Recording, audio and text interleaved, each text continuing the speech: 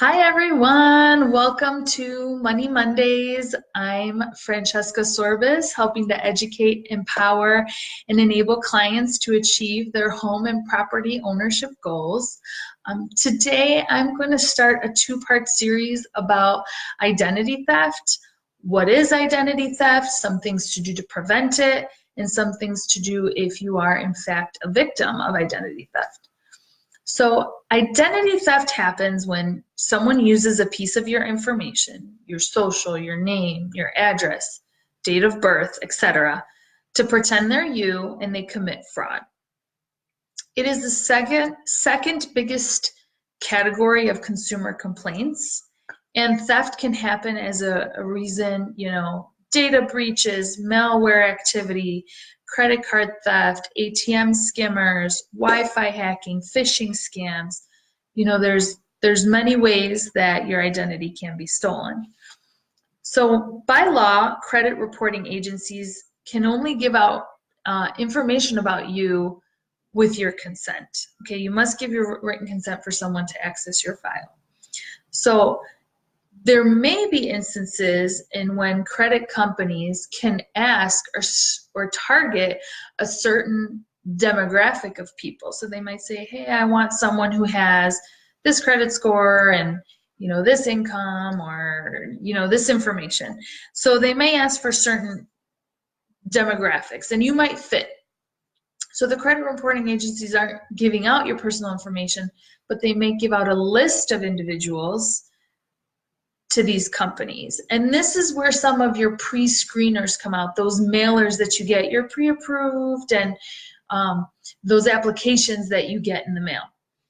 So this can be a problem, that junk mail can be a problem because someone can go to your mailbox, take it, fill it out, and pretend they're you, and then get that mailed to them at their house.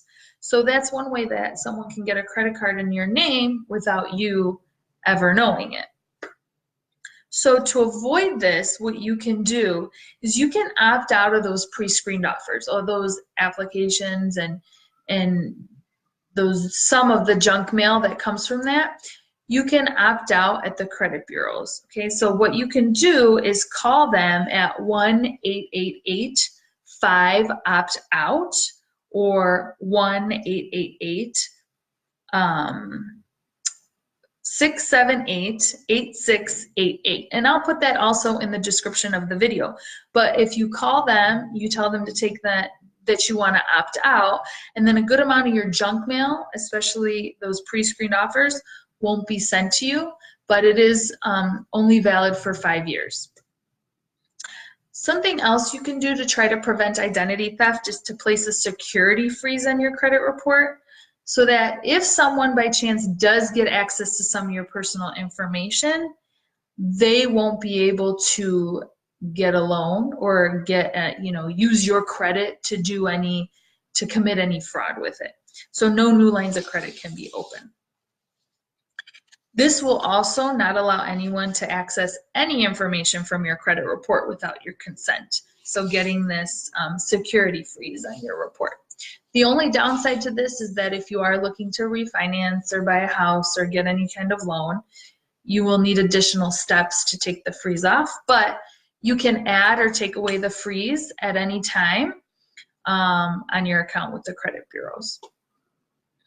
Also, if a user of a credit reporting agency or credit reporting agency themselves are the reason because your identity was stolen, you may seek damages as this violates federal law.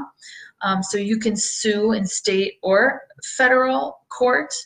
Now this is strictly just some information for you. This is not legal advice about what to do if you are a victim of identity theft. This is just a course of action you may take, but you should seek out legal advice from a lawyer in regards to taking that course of action. What's also good to know is that there are additional rights for our active service duty military personnel. So as you know, if you are an active duty military personnel, you might not have the ability to check and look on your credit as often as someone else would, as you may be, off fighting a war, or you may be off in another country and not have the same kinds of access. So you do have additional protections and additional rights. So you can check those out at www.consumerfinance.gov/learn more. And I'll put that website also in the description of the video for anyone that wants to check it out. This is the Consumer Financial Protection Bureau website. And this website also has information and resources for anyone to check out as related to your credit report. It's also a place where you can get a summary, anyone can get a summary of their rights, a credit score, copy of your credit report.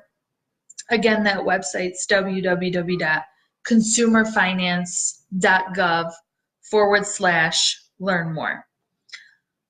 Lastly, I posted a question today about who is the biggest target for identity theft.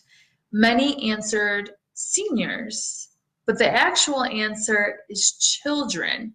So next week we're going to talk more about that, and we're also going to find out what we can do to protect the credit profile of a child, and also what to do if you are a victim of identity theft. So thank you for watching tonight. Please comment or send me any questions that you may have. Don't forget to like and share this post, and like the Francesca Sorbis Mortgage Advisor Facebook page. Next week, part 2 on identity theft. So I will see you then. Thank you. Have a great night.